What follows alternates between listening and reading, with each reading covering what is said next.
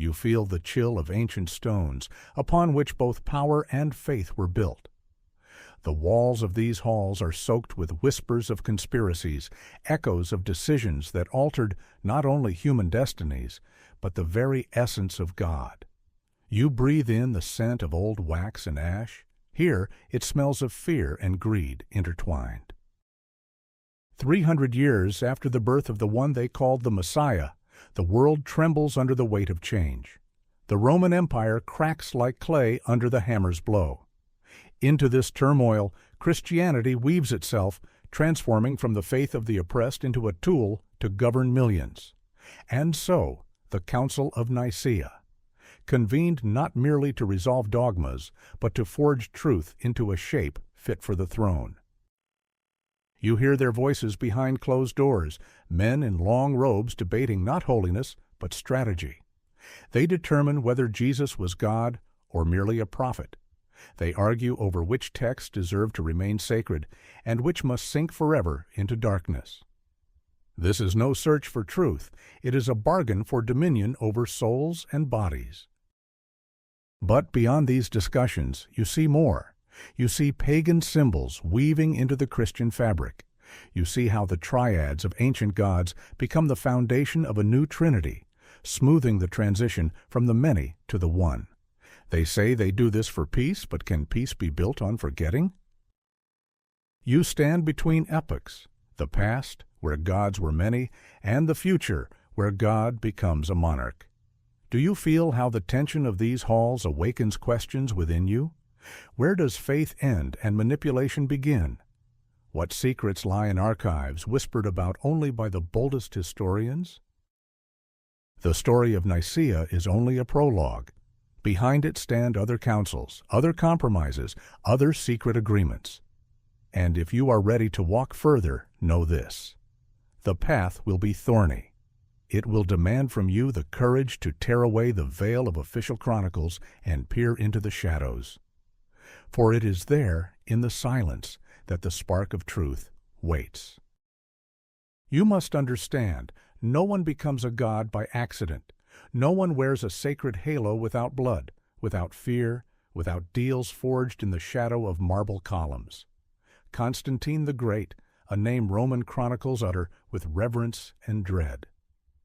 But you already sense, behind the gleam of titles often lurks the chill of calculation.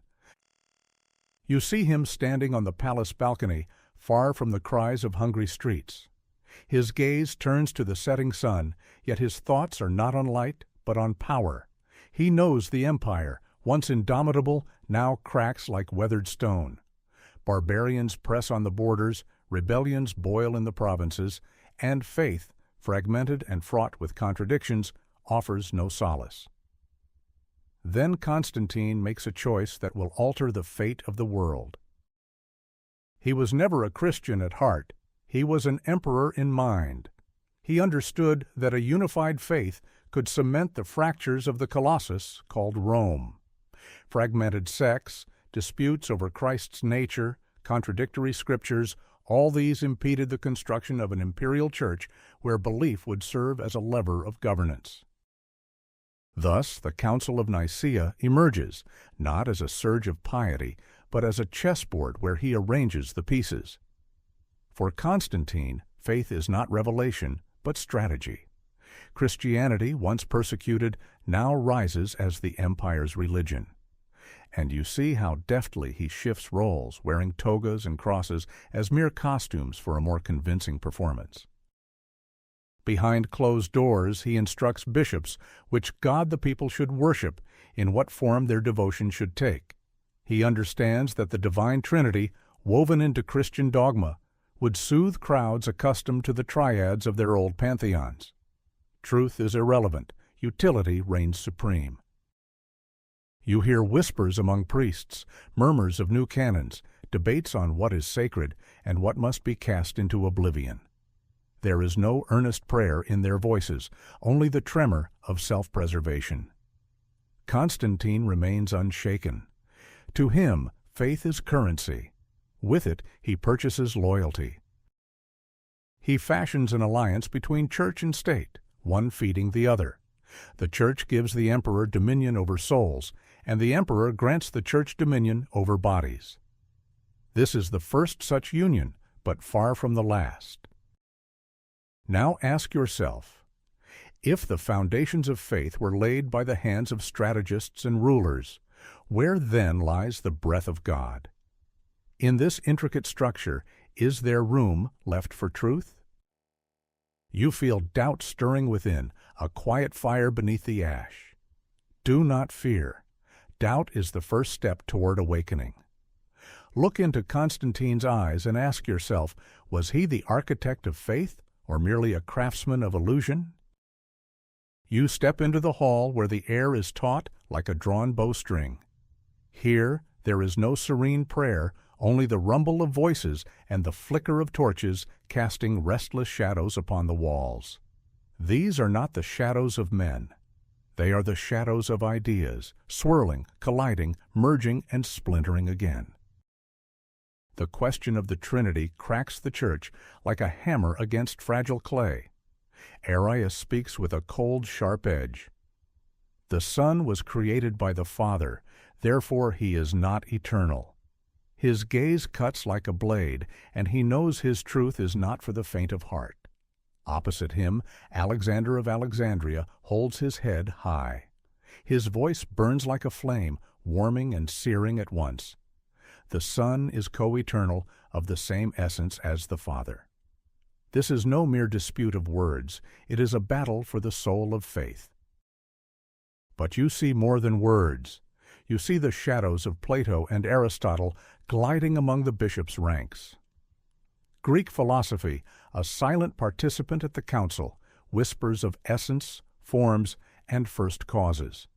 These ideas fill the minds of the wise, blending revelation with reason, mysticism with logic. And you wonder, is this the voice of the Spirit, or merely the echo of Athenian schools? Constantine, as ever, watches. His eyes scan every argument, every hint of division. To him, these debates are more perilous than any war. For if the Church is not unified, it cannot serve as the empire's backbone. Thus he intervenes, not as a theologian, but as a strategist. He demands compromise. He pronounces verdicts. Truth matters little. Stability is everything.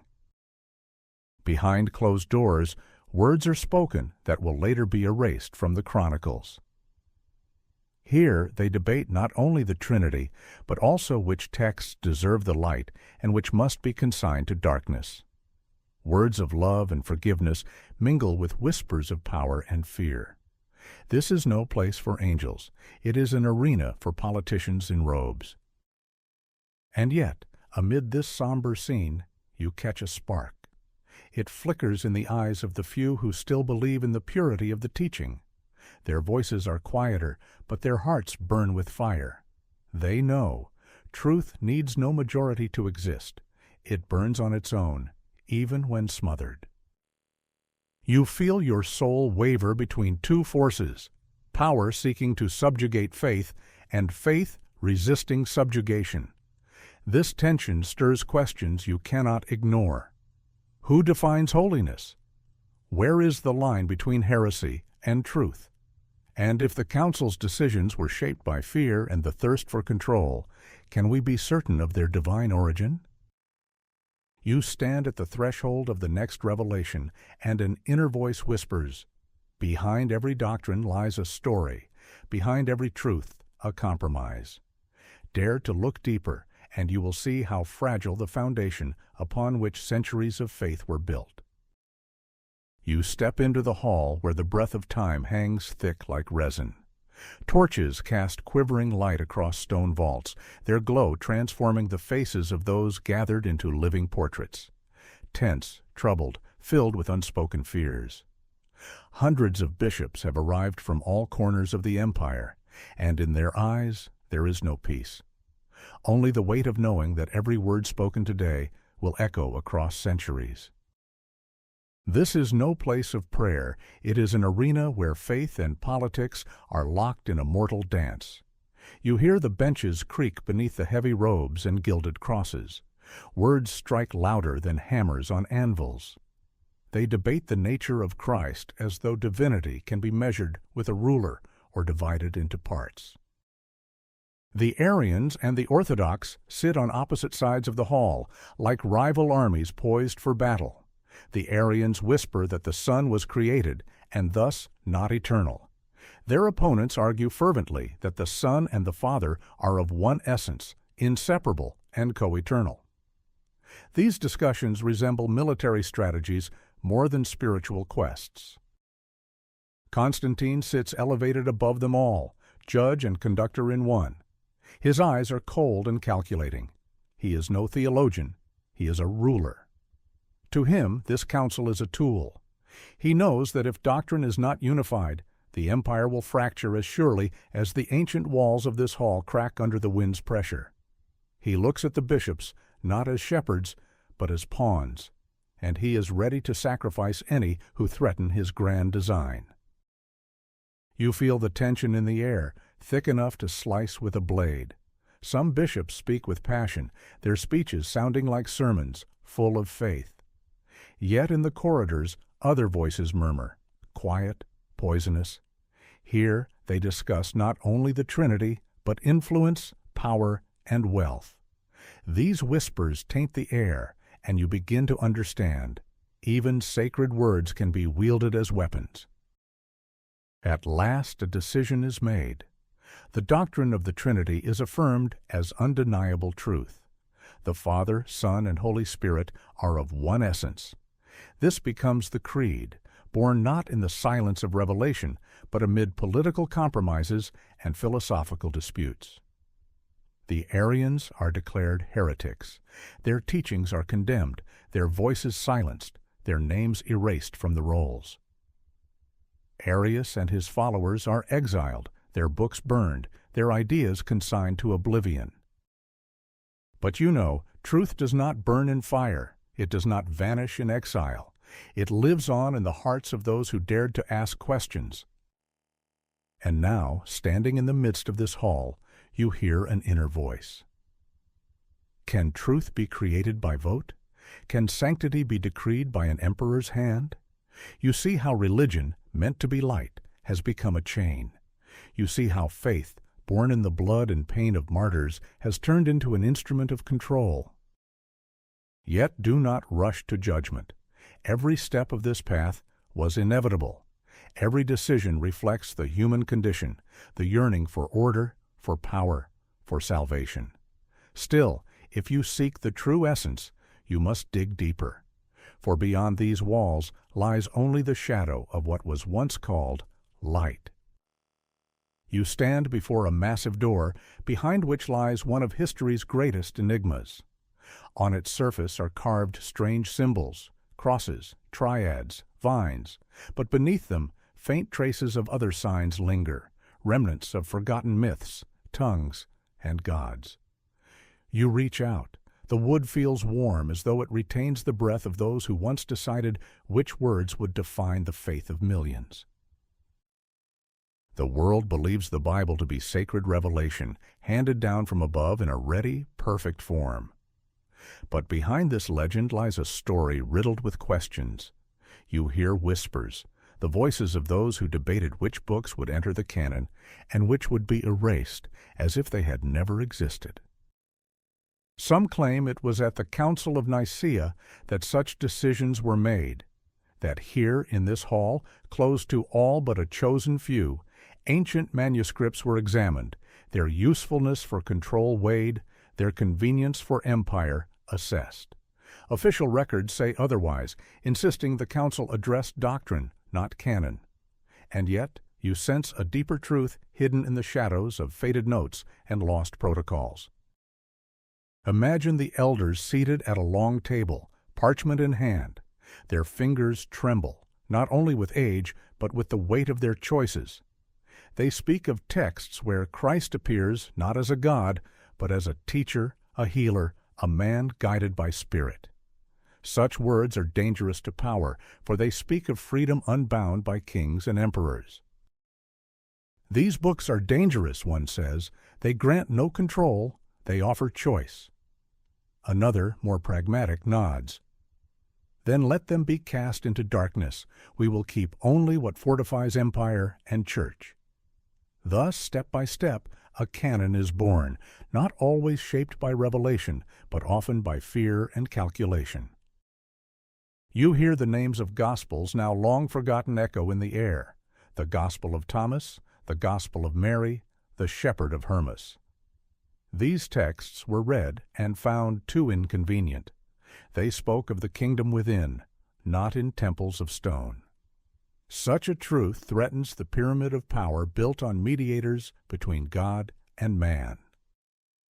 In the distance, Constantine's voice reminds the bishops, "We need a unified faith, not truth, but a weapon for peace and order." His words resound like a verdict. In this new world, there is no room for books that inspire freedom. Here, sanctity is defined by what strengthens the empire. All else is heresy. Yet within you, a quiet knowing stirs. Truth cannot be destroyed. It may be hidden, trampled, consigned to flames, but it lives on in the hearts of seekers. It pushes through the stones of oblivion like a sprout cracking the rock. And you ask yourself, if the canon was born in the shadows of political strategy, if it was selected by men rather than bestowed from the heavens, does this mean all faith is but a human construct? Or does a spark of the divine still survive within those pages that endured the judgment of time?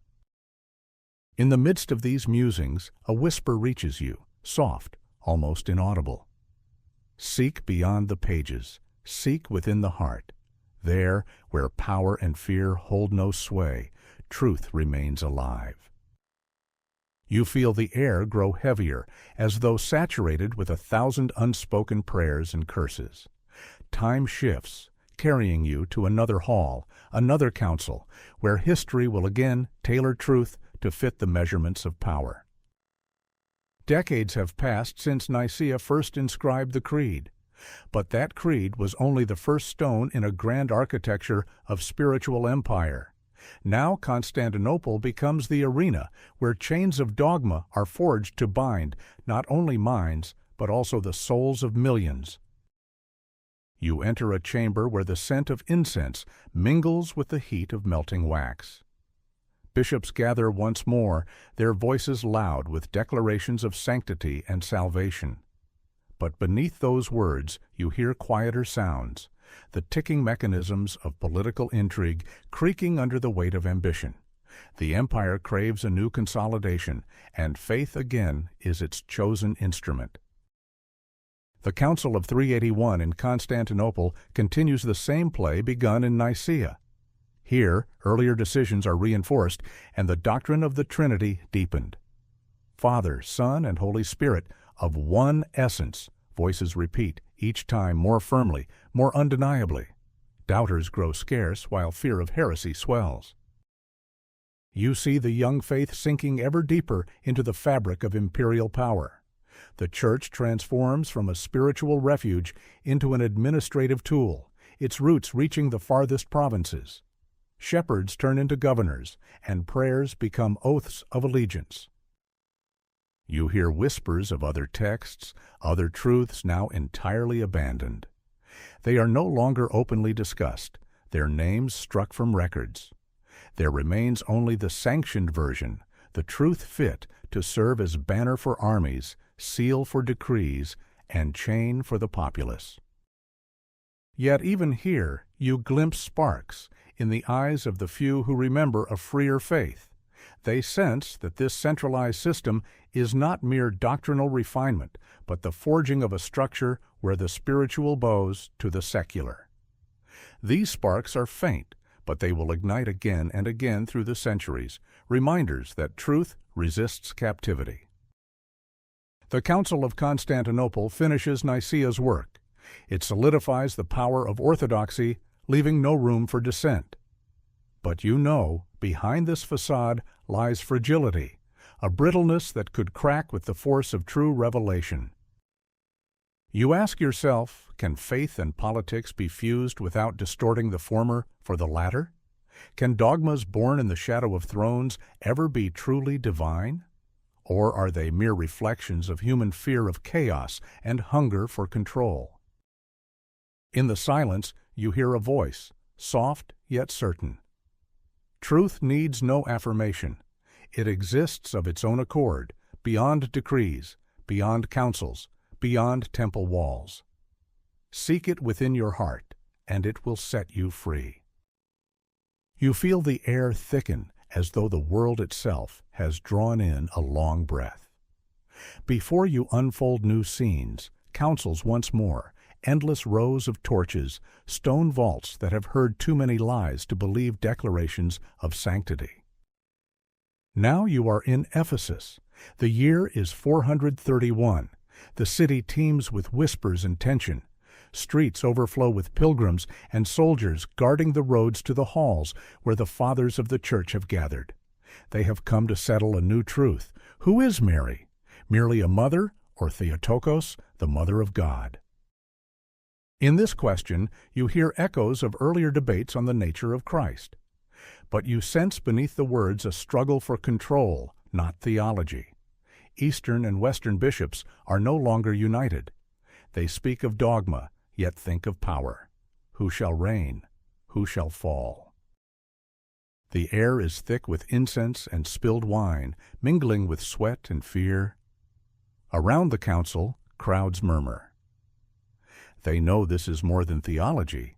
It is history being carved with invisible blades. You see the face of Cyril of Alexandria. His eyes burn with the confidence of a victor. He defends the term Theotokos, knowing that behind it lies not just theology, but dominion over provinces. His opponents, the Nestorians, argue for two distinct natures, human and divine. Their words are logical, but you see, they have already lost. Their teaching will soon be branded heresy. The decision at Ephesus split the church, but it was only the first blow. The Council of Chalcedon 20 years later delivers the second. The hall is larger, colder, more imposing. Here, in 451, the Fathers affirm the doctrine of Christ's two natures, full divinity and full humanity in one person. This was meant to bring peace, but birthed only a deeper schism. You hear voices clash. Some cry salvation, others betrayal. East and West can no longer walk the same road. Divisions become wounds that will never fully heal. You realize every council, every creed is not only a step toward truth, but another link in the chain of control. Here, faith is forged as a weapon, words of love wielded as brands for dissenters. Yet amid this chaos, you glimpse a few who still seek light. Their voices are softer, their hearts aflame. They know truth cannot be contained in protocols and decrees. It lives beyond walls, beyond councils. You ask yourself, if dogmas were born of arguments and intrigue, if faith was wielded as a tool of power, where then is the breath of God? Or has God departed, leaving man only his own shadows? And then a voice within whispers, truth is not in words, nor in dogmas, nor in councils. It is within you. You are its bearer, if you dare to listen. You walk down a long corridor. Silence reigns here, so thick it feels as though every movement of air echoes into eternity. Along the walls, scrolls and books lie shrouded in the dust of centuries. Their spines are silent, yet you sense within them a power capable of upending the world. This place is neither temple nor library. It is a crypt of memory, the secret archives of the Vatican. Sunlight does not reach here, nor do the footsteps of the uninvited. These halls hold texts deemed too dangerous for the open world. They sleep under locks and seals like beasts caged. But you know, even the smallest crack could awaken them. You run your hand along the cold stone. It holds echoes of conversations whispered here centuries ago. Within these walls, decisions were made, what truths deserved light and which would be drowned in oblivion. You hear whispers, the Gospel of Mary, the Shepherd of Hermas, The Apocalypse of Peter. The list is long, each text a living spark someone tried to extinguish. In the distance, you see figures in black robes, their faces hidden in shadows, their hands busy, writing, crossing out, burning. They rarely speak, and when they do, it is not of truth, but of preservation. You understand, these are not guardians of light. They are its jailers. Yet you feel a deeper reality. These manuscripts never truly vanished. They dissolved into legends, symbols, folklore. Sometimes they surface as heretical whispers, other times as stories, but they live. Truth knows how to outwit decrees. It is reborn in new hearts, new generations, new seekers. You see texts adorned with symbols no ordinary eye can read. These are not letters. They are doors, gateways into the deep recesses of consciousness. They speak of Christ as a man bearing divine spark, of God dwelling not in palaces and cathedrals, but in every breath of life. This knowledge was too dangerous. If every soul is a temple, why build temples of stone? If God lives within, why seek intermediaries? You hear Constantine's voice, a faint echo. Truth is good only when it is controlled. The rest is danger. His word seems stamped on every hidden secret here. But another voice rises, soft, alive. Seek. Truth fears no light. It only waits for you to dare to see it. And you realize this journey is not about external archives. It is a descent into yourself. The hidden knowledge lies within, the manuscripts, the symbols, the revelation. When you open your eyes, you're no longer in a dark hall. You stand in the dawn, light spilling over your hands. The darkness of the archive has gone, but the questions remain. Are you ready to carry them? Are you ready to listen to your inner archive, untouched by seals and decrees? You stand amid the ruins of an ancient temple. Wind carries ash across cracked marble tiles, and it feels as though the stones themselves weep for forgotten truths. These walls bore witness to prayers and conspiracies, faith and betrayal. Here vows were made, some to God, others to the throne. A realization grips you. The ecumenical councils did more than shape dogmas. They rewrote the very meaning of faith. Decisions made in Nicaea, Constantinople, Ephesus, and Chalcedon transformed spiritual seeking into a system of rules. Behind those rules stood not love for God, but fear of chaos. Church and state merged into a single organism. Emperors granted bishops power, and in return, bishops secured the thrones. Faith became a language of command, dogmas, seals upon decrees. Orthodoxy was no longer a path to truth. It became a weapon against those who dared to think differently. You see the fires of heresy burning across cities.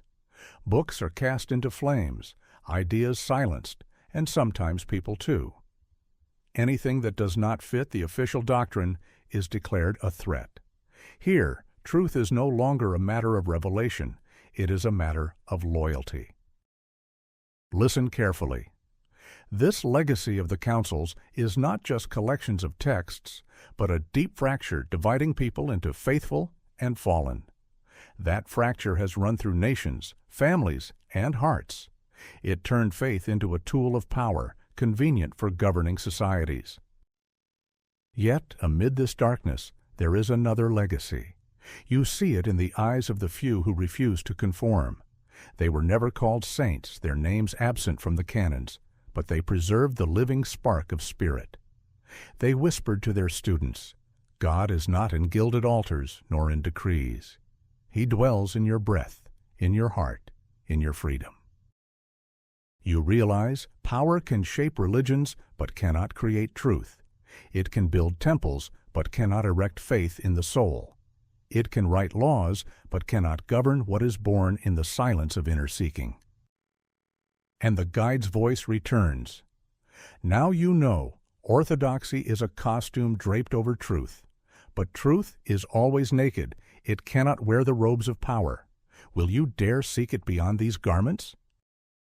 You stand at a crossroads. Will you embrace ready-made dogmas that offer comfort and order? Or will you risk stepping onto a path where there are no guarantees, but freedom awaits? The wind quiets.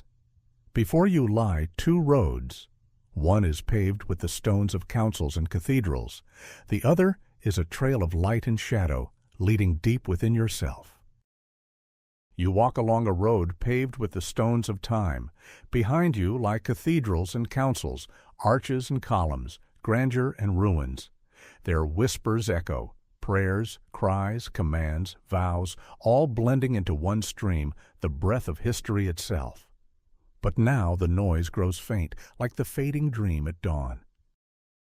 Before you stretches an open expanse.